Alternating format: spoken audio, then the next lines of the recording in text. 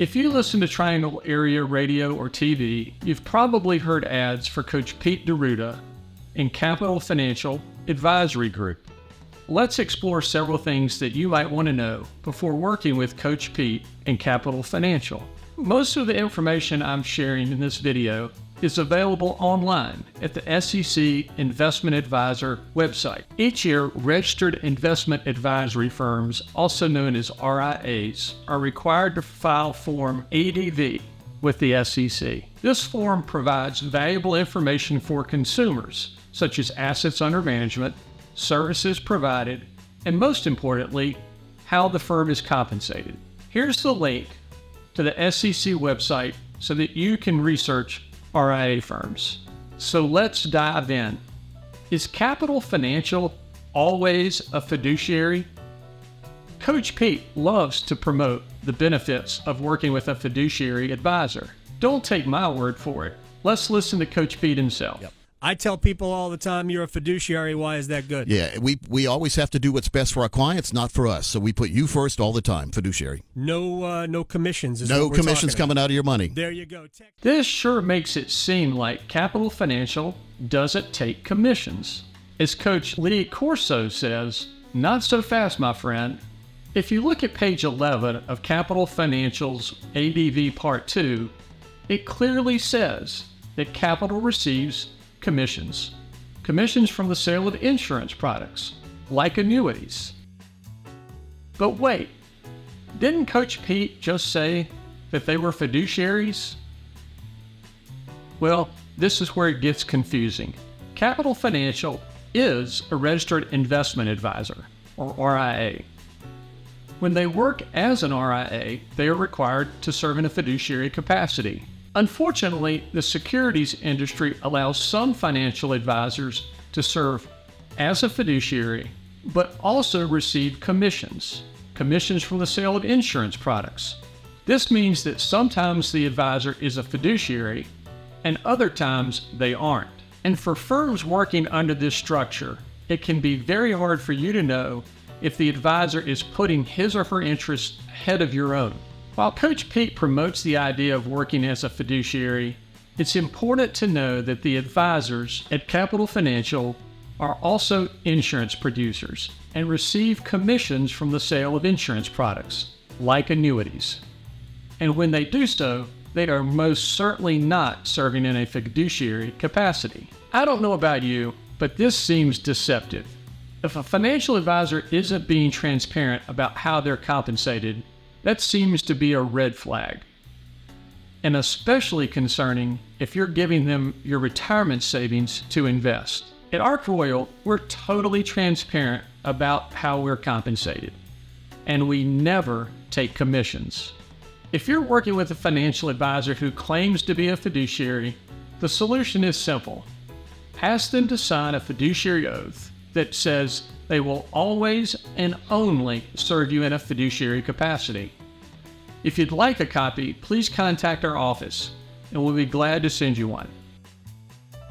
How independent is Capital Financial Advisory Group? Here's what Coach Pete said on his radio show.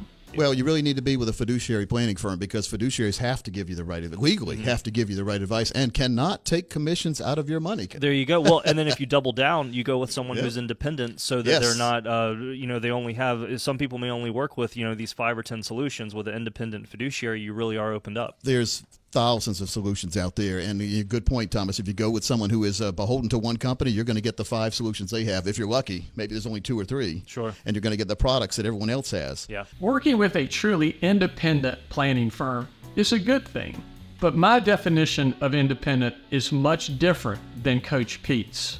Capital Financial engages in a practice known as revenue sharing. This is an arrangement where a firm shares revenue from referring a client to a third-party investment manager. As noted on page 7 of Capital Financial's Form ADV, the firm has revenue sharing arrangements with 2 investment managers. These firms share fees with Capital through the revenue sharing arrangements. Here's how it works. Capital recommends Equus as investment manager for a client. Equus charges 2% for assets that they manage, on a $500,000 portfolio, that would be $10,000 a year. Equus, in turn, pays a portion of that revenue back to Capital Financial. Are the investment managers that Capital recommends the best? Well, unfortunately, that's not the standard. Capital's ADV says that the managers are appropriate. Think of it this way. When you go to the doctor for a diagnosis, you don't want the doctor to prescribe what's appropriate. You want the doctor to prescribe the best medication to treat your condition. The problem with revenue sharing is that it seems unlikely that Capital Financial will recommend investment firms that aren't providing them a cut of the fee. That's not just our view. Charlie Munger, former vice chairman of Berkshire Hathaway and Warren Buffett's longtime partner, said it best.